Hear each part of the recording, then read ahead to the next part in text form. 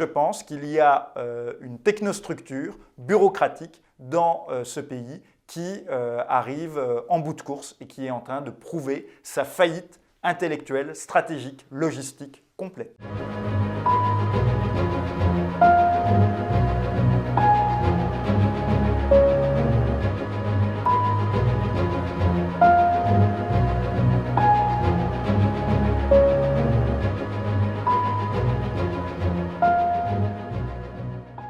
Bonjour à tous, je m'appelle Jean-Loup Bonamy, je suis normalien, professeur agrégé de philosophie et j'ai coécrit un livre à propos du Covid-19 qui s'appelle « Quand la psychose fait dérailler le monde ». Donc ce livre qui est paru chez Gallimard, je l'ai coécrit avec Renaud Girard. Donc Renaud Girard, 65 ans, qui est normalien, saint-cyrien, donc une expérience militaire d'officier, de formation d'officier dans l'armée française, et énarque, ancien haut fonctionnaire. Et depuis 35 ans, Renaud Girard est grand reporter au Figaro, où il a couvert la majorité des guerres et des crises de la planète. Et chaque semaine, il publie l'éditorial de politique étrangère dans le Figaro. Et donc, on a publié ce livre. Justement, je tenais à remercier d'une part les prestigieuses éditions Gallimard et d'autre part la revue Front Populaire, dont je ne fais pas partie, mais qui a eu la gentillesse de m'inviter. Et on a publié ce livre, en fait, pour justement s'interroger à propos de la crise du Covid-19. Alors, nous, on a, disons, un peu deux avantages dans le paysage médiatique sur la question du Covid. C'est que, d'une part, alors que beaucoup de gens se sont contredits, beaucoup de discours qui ont évolué, nous, on n'a jamais changé d'avis. Depuis le mois de février, on considère que c'est une grande psychose collective et que le confinement est une erreur. Et d'autre part, dans notre livre, à plusieurs endroits, nous avions explicitement prévu une seconde vague pour la saison automnale-hivernale de 2020. Donc on l'avait prédit, on a dit que les hôpitaux risquaient d'être saturés et qu'il fallait prendre des mesures pour y faire face. Et également, pour écrire ce livre, donc nous ne sommes pas des spécialistes de la santé publique, mais nous, en fait, le président Emmanuel Macron a parlé de guerre, nous sommes objectivement en crise. Or, la guerre, la gestion de crise, ça, c'est notre domaine de compétences en géopolitique. Et bien sûr, on s'est adressé à de nombreux médecins, généralistes, urgentistes, anesthésistes réanimateurs, pneumologues, infectiologues, pour écrire ce livre.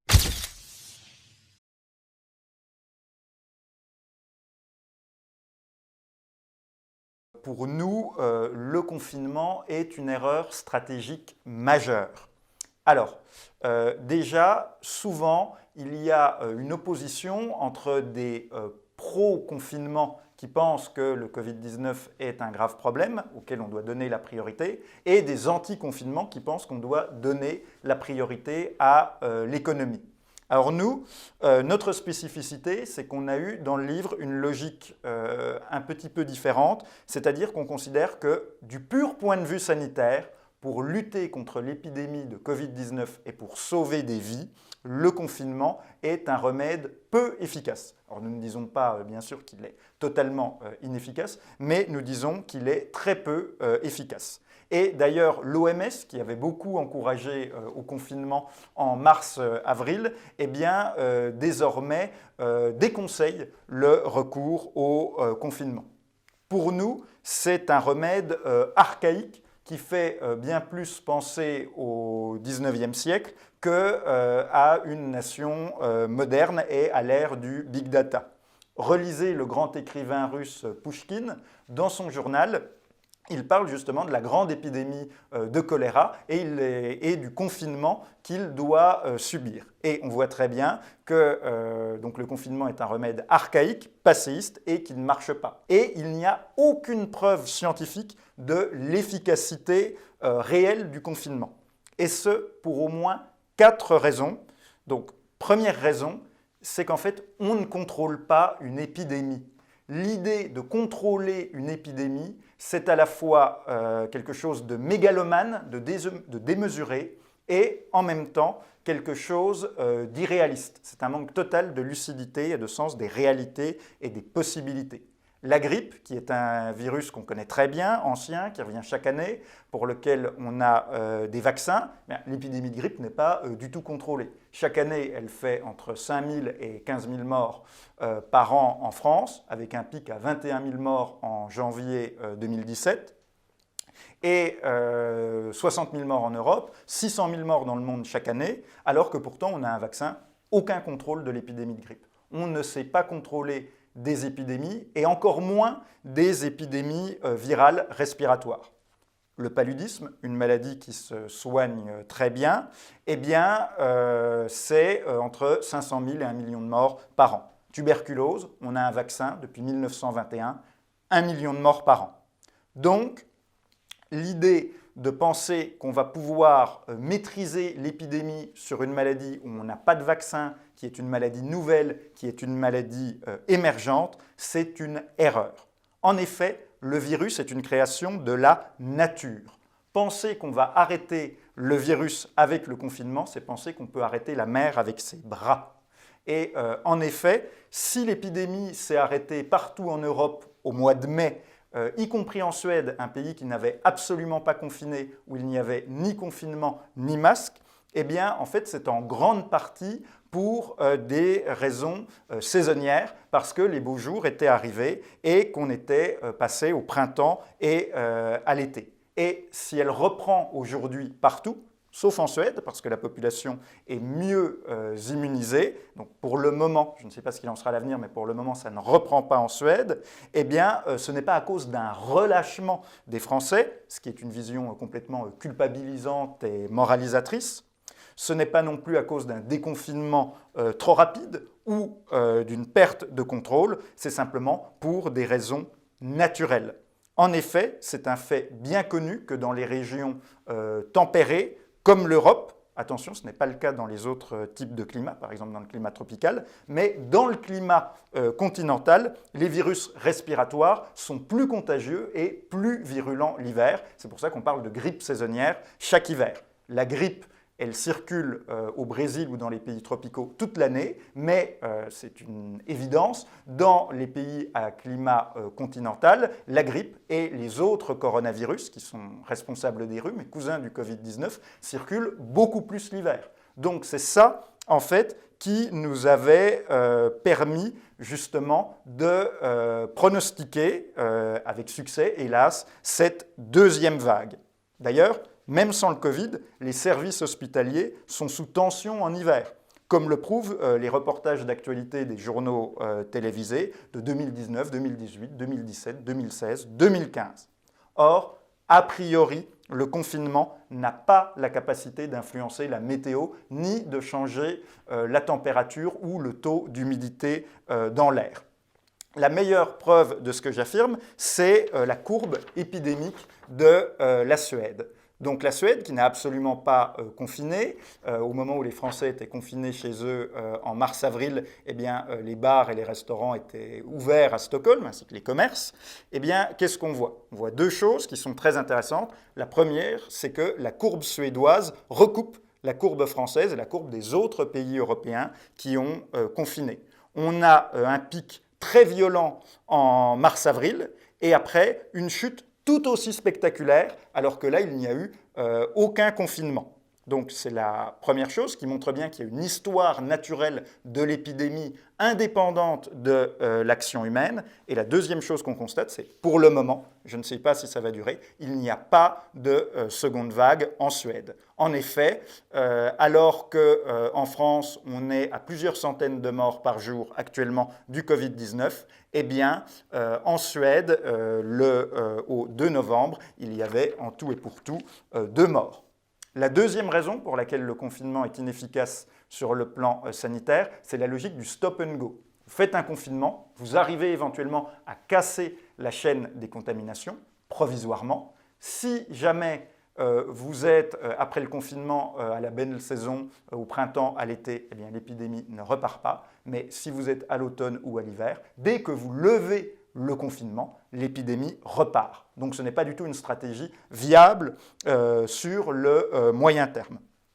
Troisième élément, c'est que pour lutter contre une épidémie, c'est bien connu, il faut, c'est la base de l'infectiologie, séparer les personnes contaminées des personnes saines. Il faut isoler les personnes contaminées des personnes non contaminées.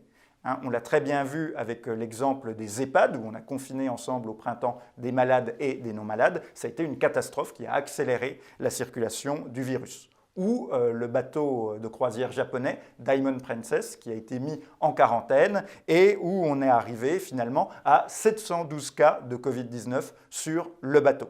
Donc le confinement n'applique absolument pas cette logique de séparation, il enferme sous le même toit des gens malades et des gens non malades. Or, ce qu'il faut, au contraire, c'est séparer les deux, laisser les gens qui ne sont pas malades vivre leur vie normalement, aller au travail, aller des loisirs, et séparer les malades pour pouvoir les soigner. Très bien. Et la quatrième raison pour laquelle nous ne croyons pas au confinement, c'est que 80% des contaminations ont lieu à l'intérieur du domicile familial. Donc dire restez chez vous, sauvez des vies, en fait c'est dire restez là où se passent les contaminations, où vous pouvez contaminer les autres et être contaminé. On le sait, il n'y a pas ou extrêmement peu de contamination en extérieur. C'est pour ça que ça n'a aucun sens d'empêcher les gens de se promener en forêt, sur les plages ou même dans la rue. Et d'ailleurs, c'est pour cette raison que l'un des gestes barrières essentiels, comme le rappelait d'ailleurs lui-même Olivier Véran le 9 mars, c'est l'aération. On doit aérer pour que l'intérieur ressemble le plus possible à l'extérieur et faire rentrer un maximum d'air de l'extérieur. Donc, cette logique du confinement ne marche pas sur le plan sanitaire pour sauver des vies. C'est une ligne Maginot inefficace et on le voit si on prend l'exemple de l'étranger. En Argentine, actuellement, vous avez le confinement le plus long du monde. Qu'est-ce qui se passe? Eh bien, ils sont en train, en novembre, alors qu'ils sont confinés depuis plusieurs mois, de battre leur record de nombre de morts. Donc, confinement totalement inefficace. Même en Australie, qui avait pourtant des facteurs favorables pour réussir son confinement, la ville de Melbourne a été confinée, donc tous les facteurs jouaient en faveur de l'efficacité du confinement, parce que l'Australie est une île, le confinement est beaucoup plus efficace quand il a lieu sur des îles. À ma connaissance, la France n'est pas une île, et la ville de Melbourne qui a été confinée pendant 3 mois, ne fait que 2 millions d'habitants. Là aussi, le confinement est beaucoup plus efficace quand vous êtes à 2 millions d'habitants à Melbourne plutôt qu'à 67 millions en France. Eh bien, il a fallu 3 mois pour que ce confinement extrêmement drastique, beaucoup plus dur que le confinement français du printemps 2020, il a fallu 3 mois pour que ce confinement porte ses fruits. Premier mois, il n'a donné absolument aucun résultat. Et c'est seulement au bout de 3 mois où le cumul du confinement et du changement de saison, parce que l'Australie et donc Melbourne, c'est dans l'hémisphère sud, donc eux sont en train de commencer leur saison printanière, c'est-à-dire que là nous sommes en novembre, et bien eux en novembre c'est comme si chez nous ils étaient en avril-mai, et bien il a fallu le cumul des deux, ce confinement de 3 mois qui a été terrible économiquement, qui a détruit des dizaines de milliers d'emplois à Melbourne, plus le changement saisonnier, sur lequel nous ne pouvons pas compter parce qu'il aura lieu seulement dans 5 mois. Donc on voit que le confinement vraiment peine à donner des résultats efficaces. Et de l'autre côté, au contraire, vous avez des pays qui n'ont pas confiné. Donc j'ai parlé de la Suède par exemple, mais on peut parler de la Corée. Corée du Sud, aucun confinement, 40 millions d'habitants, combien de morts? Eh bien, environ 400 morts du Covid-19. 400 en Corée du Sud sans confinement, 36 000 en France avec confinement. De même, à Taïwan, 21 millions d'habitants, combien de morts du Covid-19 alors qu'on est aux portes de la Chine, le berceau de l'épidémie? 7 morts. 7 morts à Taïwan pour 21 millions d'habitants, 36 000 morts en France pour le moment.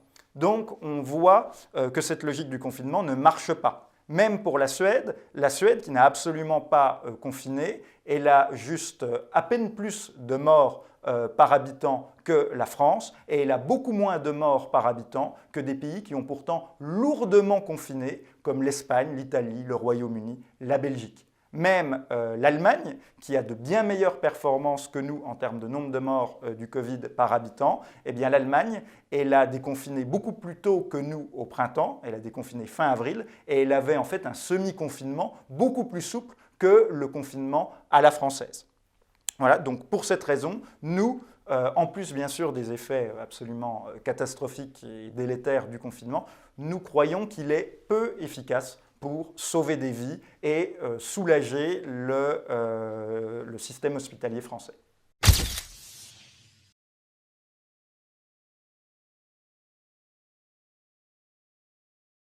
Pour répondre à cette question, je trouve que d'un côté, on accorde trop d'importance au principe de précaution et de l'autre, justement, on n'accorde pas assez de place aux données scientifiques. Alors justement, nous, on a voulu se demander dans le livre, avec Renaud Girard, d'où venait en fait cette surréaction.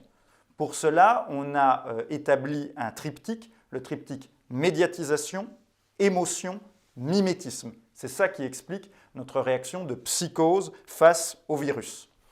En effet, on prend comme des données scientifiques des choses qui ne sont absolument pas des données scientifiques. Par exemple, la modélisation prédictive mathématique, où on cherche à prédire le nombre de morts, c'est juste une forme moderne de la divination qui n'a rien de scientifique. En effet, les études de modélisation qui prédisaient 500 000 morts pour la France en cas de non-confinement, les mêmes études annonçaient également 70 000 morts pour la Suède sans confinement. La Suède, 8 mois après ces études, est à 5 900 morts, donc très loin des 70 000 promis qui n'avaient justement aucune valeur scientifique. Et justement, les données scientifiques brutes, si on les regarde, qu'est-ce qu'on voit? Eh bien, on voit que, par exemple, les médias nous parlent beaucoup de jeunes qui seraient morts du Covid. Or, ce qu'ils nous oublient de nous dire, c'est qu'en France, sur 36 000 morts du Covid, combien avaient moins de 30 ans? 28. 28 sur 36 000 morts avaient moins de 30 ans. Donc, la réalité statistique de cette épidémie, du point de vue scientifique, c'est une épidémie qui tue presque uniquement les gens du troisième âge.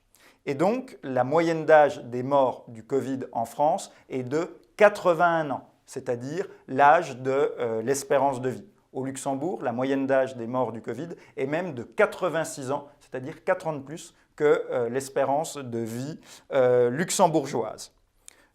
En effet, en France, 50% des victimes du Covid-19 avaient plus de 84 ans. 30% des décès ont eu lieu dans les EHPAD. 80% des victimes ont plus de 75 ans. 93% des morts ont plus de 65 ans. Et seulement 0,4% des victimes avaient moins de 45 ans. Et même chez les plus de 90 ans, c'est-à-dire ceux chez qui l'espérance de vie est la plus courte, qui sont vraiment le public cible, le plus fragile, le plus vulnérable, la mortalité du virus n'est que, entre guillemets, de 20%. Autrement dit, une personne de plus de 90 ans qui est infectée au Covid-19 a encore 80% de chance, 4 chances sur 5, de survivre. Ça, ce sont les chiffres. Alors, par exemple, en effet, les médias nous parlent des jeunes qui seraient morts du Covid-19, donc de 28 sur 36 000, en oubliant de rappeler ce chiffre. Et ce qu'ils oublient aussi de nous dire, c'est que sur ces 28 jeunes qui sont morts, l'écrasante majorité était atteinte d'autres maladies beaucoup plus graves. Par exemple, on nous a parlé dans les médias d'un adolescent guyanais mort à l'âge de 14 ans du Covid-19. Et en fait, ce pauvre jeune homme, bien sûr positif au Covid, avait aussi et surtout une autre maladie, la fièvre jaune, qui est une maladie tropicale très grave avec un taux de mortalité de 30%. Et même s'il était positif au Covid, ce n'est pas le Covid qui l'a tué, c'est la fièvre jaune. Donc justement, ce qui serait appréciable, c'est de relâcher un peu la pression sur le principe, entre guillemets, de précaution et par contre d'être un peu plus attentif aux données scientifiques qui nous permettraient à la fois de nous rassurer en ayant une vision plus réaliste de l'épidémie et en même temps de protéger les personnes qui sont les personnes à risque. Et justement, nous, dans notre livre, on a voulu développer toute une stratégie alternative qui consiste à protéger ceux qui sont tués par le virus et qui forment une catégorie bien particulière de la population.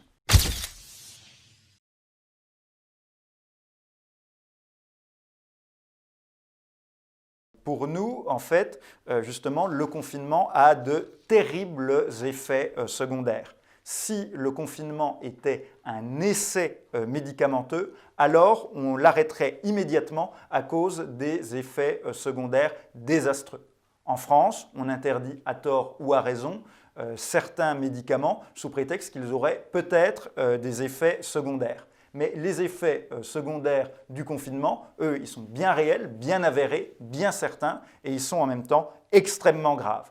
Le remède risque d'être pire que le mal, et en fait, nous risquons de mourir guéris. En effet, on a tendance à opposer d'un côté la santé et de l'autre l'économie, qui serait quelque chose d'abstrait. Mais en fait, la crise économique et sociale provoquée par le confinement, ce sont des choses très concrètes. Les crises économiques tuent aussi. 1929 l'a prouvé. Donc, si on veut sauver des vies, il faut aussi penser aux conséquences économiques, puisque les crises économiques tuent. En effet, qu'est-ce qu'on a vu pendant le premier confinement? On a vu une explosion des violences conjugales, avec plus 30 à 40% de violences conjugales. On a vu des troubles psychiques. Alors d'une part, une augmentation de la dépression, des addictions, des troubles psychiques de la population et des syndromes dépressifs. Et d'autre part, pour les personnes qui étaient déjà atteintes de maladies psychiatriques, eh bien, l'isolement, le confinement, le climat de psychose généralisée a justement aggravé leur cas. Et donc, la crise économique, sociale, ce sont des choses très concrètes. C'est la récession, c'est un appauvrissement global de la population. Ce sont des faillites en cascade, des centaines de milliers de chômeurs en plus, des suicides. Aujourd'hui, on estime qu'à cause du confinement, 40% des bars et restaurants de France sont menacés dans leur existence. 15% des fleuristes risquent de faire faillite avant la fin de l'année. Donc nous risquons un effondrement économique, une explosion sociale et une société de plus en plus violente à cause justement des effets pervers de ce confinement qui en plus n'est même pas très efficace pour lutter contre le Covid-19. Et on le voit par exemple, le premier confinement a déjà à lui seul été une catastrophe absolue. Il a plongé plus d'1 million de Français dans la pauvreté. Donc nous avons au moins 1 million de pauvres en plus à cause du premier confinement. Le nombre de bénéficiaires de l'aide alimentaire a bondi d'environ 30%. Donc de gens qui ne peuvent pas se nourrir sans une aide sociale, humanitaire, sans une forme de soupe populaire. Et le Secours populaire lui-même a enregistré une explosion du nombre de ses bénéficiaires et il a constaté que 40% des personnes qui étaient venues le voir, qui avaient fait appel à lui durant le premier confinement, étaient inconnues de l'association. C'est-à-dire que le confinement a appauvri, a paupérisé, a précarisé des gens, les jetant dans la pauvreté. Mais surtout, pour nous, le pire, c'est que justement on nous parle de sauver notre système de santé. Or, justement, qu'est-ce qui finance notre système de santé? C'est l'activité économique. En effet, par exemple, quand les Français vont au restaurant, ils payent une addition. Sur cette addition, on prélève une TVA. Et donc, c'est cette TVA qui vient financer le système hospitalier. Globalement, c'est l'activité économique du pays qui va fournir des impôts, des rentrées fiscales, des charges, des taxes, et c'est ça qui finance le système hospitalier et sanitaire français. Si jamais l'activité économique se contracte, il y a moins de rentrées fiscales. Et donc, ça veut dire, à terme, moins d'hôpitaux, moins de lits, moins de respirateurs, moins de soignants et des soignants moins bien payés. Nos soignants sont déjà très mal payés et il faudrait les payer plus. Et en fait, avec le confinement, on va avoir une crise économique qui va saper nos rentrées fiscales et on aura moins de soignants, moins bien payés et un hôpital complètement détruit. Donc, si on veut sauver notre système hospitalier, il faut absolument déconfiner au plus vite et faire repartir la machine économique pour sauver notre santé et notre hôpital.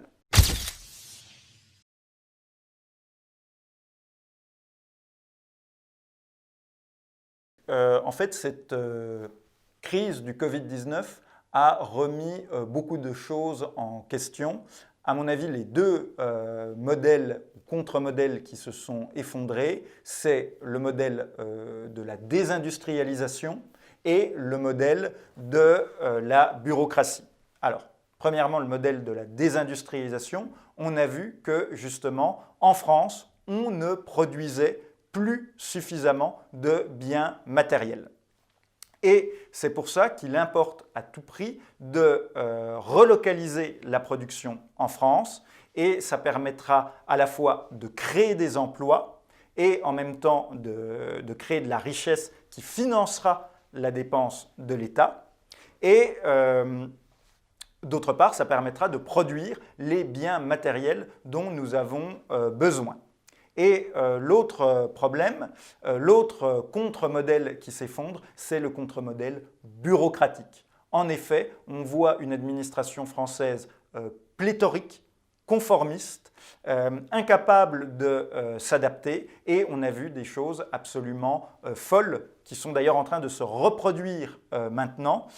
Qu'est-ce qu'on a vu? On a vu que, par exemple, durant le premier confinement, les hôpitaux publics parisiens étaient surchargés, à côté des cliniques privées étaient vides, les opérations de ces cliniques étaient annulées ou reportées à cause du confinement. Les employés de ces cliniques, les soignants de ces cliniques étaient au chômage partiel.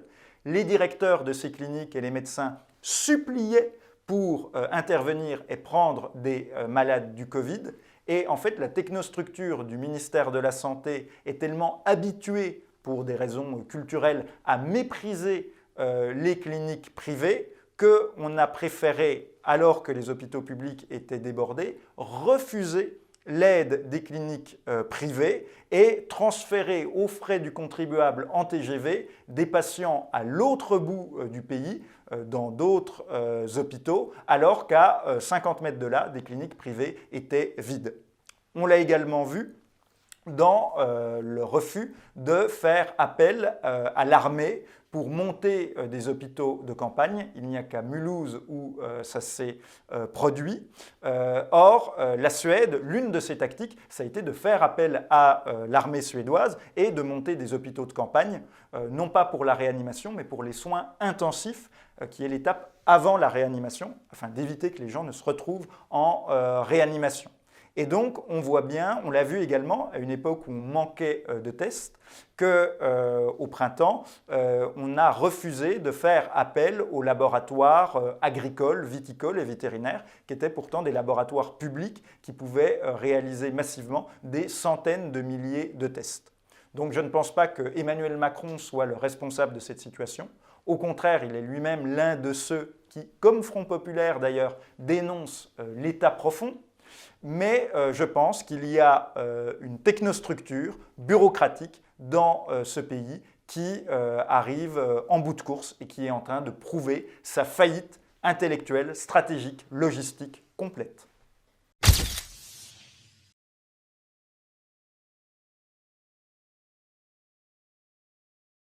Nous expliquons que le Covid-19 est une véritable psychose collective, mais nous estimions que par respect pour les 36 000 personnes décédées en France, par respect pour leurs familles, leurs proches, leurs amis, par respect pour toutes les personnes à risque qui s'inquiètent légitimement à cause du Covid-19 et pour leurs proches qui sont aussi inquiets, nous devions proposer une stratégie alternative plus efficace sur le plan sanitaire pour lutter contre le Covid-19 et sauver des vies.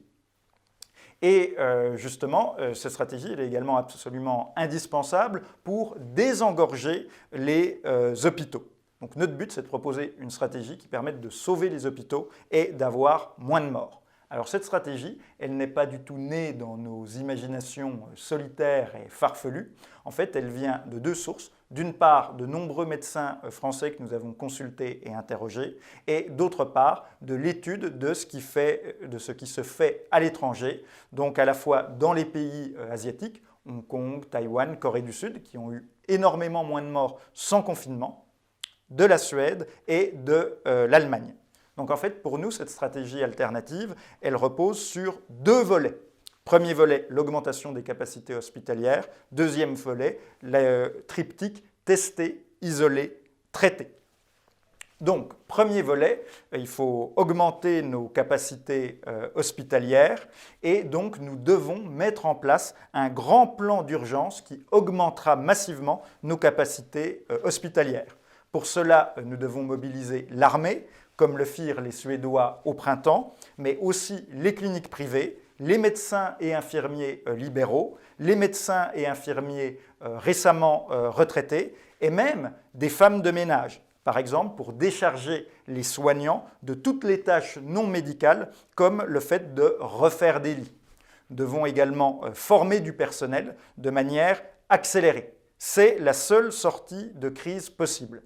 Alors je sais, Jean Castex dit, et il a raison, qu'il faut plus de 10 ans pour former un médecin anesthésiste réanimateur. Simplement, on peut augmenter les capacités de réanimation sans augmenter le nombre de médecins réanimateurs. En effet, c'est ce que propose par exemple le docteur Kierzek, on pourrait organiser les services différemment. Plutôt que de mettre dans une même équipe 5 médecins réanimateurs, on peut très bien éclater le service en séparant les spécialistes et en plaçant autour d'eux des internes ou des infirmiers non spécialisés, mais qui seraient coachés par le réanimateur. Et ainsi, on multiplie d'autant le nombre d'équipes de réanimation. Et ce qu'il nous faut, c'est réussir à nous réorganiser afin d'avoir 20 000 lits de réanimation au lieu des 5 800 actuels. Il nous faut en plus un nombre plus important de lits de soins intensifs classiques et alors le pays pourra reprendre une vie tout à fait normale malgré la circulation du virus. Et pour cela, il faut adopter les plans et les méthodes de l'économie de guerre. Nous pouvons y arriver. En 1914, pendant 4 ans, nos ancêtres ont fait beaucoup plus pour équiper et armer le pays pendant la Première Guerre mondiale. Les États-Unis, durant la Seconde Guerre mondiale, ont fait infiniment plus pour produire en masse des casques, des chars d'assaut, des fusils ou pour faire le débarquement.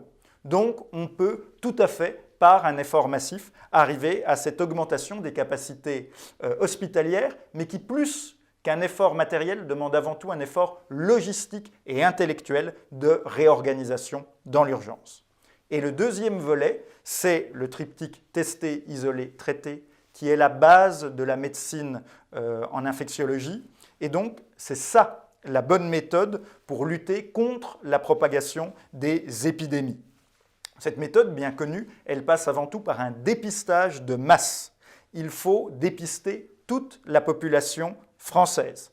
En effet, la Slovaquie, en un week-end, vient de dépister les 2/3 de sa population, notamment en mobilisant l'armée, et elle envisage de tester le dernier tiers dans la semaine qui vient.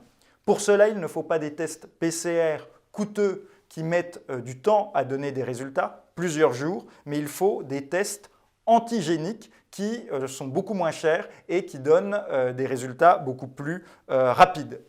Il faut tester en priorité les personnes à risque 2 fois par semaine, avec des tests dans les pharmacies, dans les EHPAD, sur le lieu de travail. Donc tester 2 fois par semaine avec des tests antigéniques tous les plus de 70 ans. toutes les personnes qui ont d'autres maladies. On peut les identifier facilement grâce au big data de l'assurance maladie. Après, si vous êtes malade, il faut vous isoler afin que vous ne contaminiez pas les autres. Donc par exemple dans des hôtels qui aujourd'hui sont vides, hein, c'est d'ailleurs ce que préconise l'Académie de médecine ou ce qui se fait en Corée du Sud. Et surtout, il faut vous traiter. Le Covid-19, c'est une maladie qui aujourd'hui se soigne très bien avec des médicaments, des corticoïdes, de l'apport d'oxygène en cas de besoin d'oxygène et des anticoagulants pour éviter l'embolie pulmonaire. Si vous appliquez ça, corticoïdes, oxygène, anticoagulants, vous faites déjà s'effondrer le taux de passage en réanimation et le taux de décès. Et c'est un consensus aujourd'hui chez les médecins en France, que ce soit Didier Raoult, qui a été l'un des premiers justement à donner, on parle souvent de la chloroquine, mais en fait il a aussi beaucoup donné d'oxygène, d'anticoagulants, ou que ce soit les ennemis de Didier Raoult, au moins tout le monde est d'accord sur ce point, corticoïdes, oxygène, anticoagulants, et là vous pouvez vraiment sauver des vies. Le Covid-19, en fait, c'est une maladie respiratoire ordinaire qui se soigne par des moyens classiques, sans remède miracle, mais avec des protocoles efficaces. Et donc nous continuons de faire l'inverse de ce qu'il faut faire. On confine l'ensemble du pays, y compris des gens qui ne sont absolument pas malades, et par contre, on dit toujours aux malades de rester chez eux et de prendre du Doliprane en attendant que ça passe, jusqu'à ce qu'ils commencent à étouffer.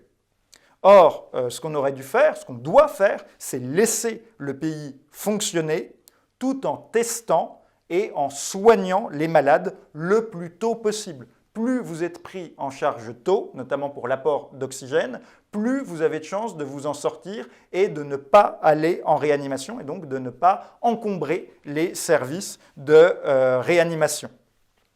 Et donc ça, c'est quelque chose qui peut se faire à l'hôpital en ouvrant d'autres lits avec du personnel moins formé ou même à la maison. Voilà. Il n'y a pas besoin d'être médecin anesthésiste, il n'y a pas besoin d'avoir fait de longues études ou une longue formation pour mesurer un taux d'oxygène dans le sang, pour donner de l'oxygène à une personne avec un simple masque, hein, sans la moindre intubation ni la moindre anesthésie, ou même pour donner des corticoïdes. Ce sont des soins extrêmement basiques, mais cruciaux.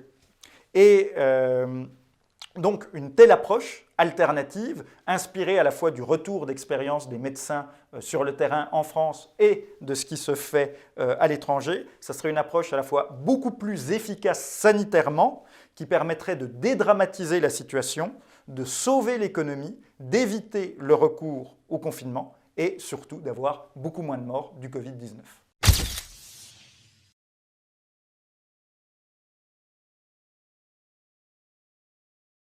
Pour nous, en fait, justement, ce que nous avons voulu dire à propos du Covid-19, c'est qu'il s'agissait, contrairement à ce que montrent les médias, d'une épidémie ordinaire, d'ampleur moyenne, comme l'humanité en a déjà connu des centaines. Et donc les médias ont nourri et entretenu, involontairement, mais ils l'ont fait, la surréaction, la peur, la psychose.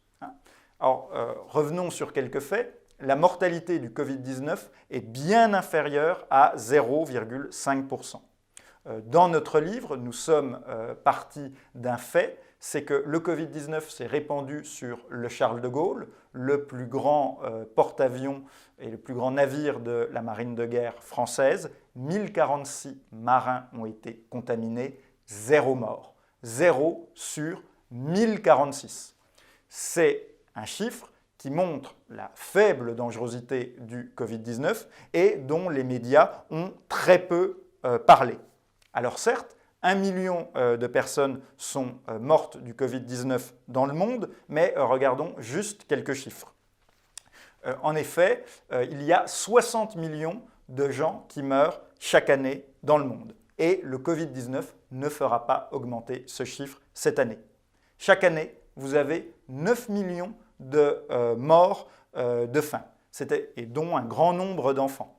C'est-à-dire qu'il suffit à la fin de 40 jours pour atteindre 1 million de victimes, c'est-à-dire le bilan du Covid-19 en un an. Et la faim risque justement d'augmenter cette année dans le monde à cause justement du confinement et de la désorganisation logistique et économique du monde. Les cancers, ce sont aussi 9 millions de morts chaque année. 3,5 millions de morts pour les bronchopneumopathies obstructives, 2,5 millions de morts pour les différentes infections respiratoires ou 1 million de morts pour la tuberculose. De même, on a entre 500 000 et 1 million de morts du paludisme chaque année et la moitié de ces morts du paludisme sont des enfants. C'est-à-dire qu'un enfant meurt toutes les 2 minutes du paludisme. Je ne sais pas exactement combien de temps va durer cette vidéo, mais mettons que la vidéo dure 40 minutes. À la fin de la vidéo, 20 enfants seront morts du paludisme. Mais comme ils sont noirs et qu'ils sont pauvres, ça n'intéresse pas les médias. De même, si on parle par exemple du génocide rwandais en 1994, donc dans un seul petit pays d'Afrique de 10 millions d'habitants, en 6 semaines, c'est un génocide qui à l'époque avait été couvert et dénoncé par Renaud Girard, qui en a été le témoin direct, qui a protégé des gens sur place, qui a essayé d'interpeller l'opinion française sur ce qui était en train de se passer au Rwanda. Eh bien, en 6 semaines, dans ce seul petit pays d'Afrique, la violence génocidaire a fait autant de morts que le Covid-19 dans le monde entier en 9 mois. De même, pour le génocide du Khmer Rouge au Cambodge, on a eu entre 1 et 2 millions de morts entre 1975 et 1979. On n'a pas mis le monde à l'arrêt pour autant. Et ça, les médias ne rappellent jamais ces chiffres. Ils ne disent jamais qu'on est très en dessous de la grippe espagnole de 1918-1919, avec 50 millions de morts, sur une planète qui à l'époque en plus était beaucoup moins peuplée. Que ce que nous vivons n'a absolument rien à voir avec la grande peste du XIVe siècle qui a emporté 40% de la population européenne. Ni avec le choléra, ni avec Ebola, dont la mortalité est entre 60 et 90%. Et même en France, nous avons actuellement, hélas, 36 000 morts du Covid. C'est 36 000 de trop, mais il faut noter plusieurs choses. Déjà, 600 000 personnes meurent de manière générale par an en France. Et en plus de cela, en 1968-69, alors que la France était déjà un pays moderne, vous aviez eu la grippe de Hong Kong qui avait tué 35 000 personnes en France dans l'indifférence générale et sans que les médias à l'époque, qui étaient moins anxiogènes, ne s'en soucient. Ou de même, actuellement, en France, vous avez 75 000 personnes qui meurent chaque année du tabac. Surtout, ce qu'on observe, c'est que les 36 000 morts du Covid, actuellement, ne provoquent aucune surmortalité. Ils ne viennent pas s'ajouter aux 600 000 morts habituels. En effet, il ne faut pas confondre le fait de mourir du Covid et le fait de mourir avec le Covid. Dans notre livre, par exemple, on cite un médecin qui a intubé un patient positif au Covid-19, qui était par ailleurs un patient cancéreux, en phase terminale d'un cancer généralisé et qui ne pesait plus que 37 kg.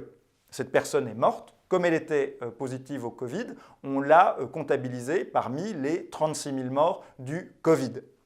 Mais en fait, cette personne serait morte de toute façon dans la semaine. Et donc, ce qu'on constate, c'est qu'il n'y a aucune surmortalité pour le moment. Aujourd'hui, en France, vous avez eu un pic de mortalité au mois d'avril, mais si par contre vous prenez sur toute la période du 1er janvier 2020 au 1er octobre 2020, vous voyez qu'il n'y a pas eu plus de morts sur cette période 2020 que sur la même période 2019 ou 2018 en France. De même, en Suisse, un pays qui a aussi été touché par l'épidémie, vous avez moins de morts en 2020 jusqu'à maintenant que sur la même période en 2019. Parce qu'en effet, le Covid-19 tue des gens qui, pour la grande majorité d'entre eux, étaient très âgés, en fin de vie, et qui, de toute façon, n'avaient plus qu'une espérance de vie de 6 mois ou d'1 an. Donc le Covid-19, c'est un vrai problème de santé publique, mais pas à cause de sa mortalité. La mortalité n'est absolument pas le problème. Les médias, chaque soir, nous donnent les chiffres des morts du Covid-19, alors qu'ils ne le font pas pour les cancers, pour les suicides ou pour les accidents de la route. Et ils nous ont donné ces chiffres, même cet été, à un moment où l'épidémie était provisoirement interrompue et où il y avait très peu de morts chaque jour. Donc les médias nous redonnent ces chiffres, alors que, encore une fois, la mortalité du Covid-19 n'est pas le problème. Le vrai problème, le seul problème que pose le Covid-19, c'est la saturation des services hospitaliers. Et c'est à ce problème-là qui rend le Covid grave qu'il faut répondre. Et c'est à cela, et à cela seul, qu'il faut apporter des solutions concrètes et efficaces.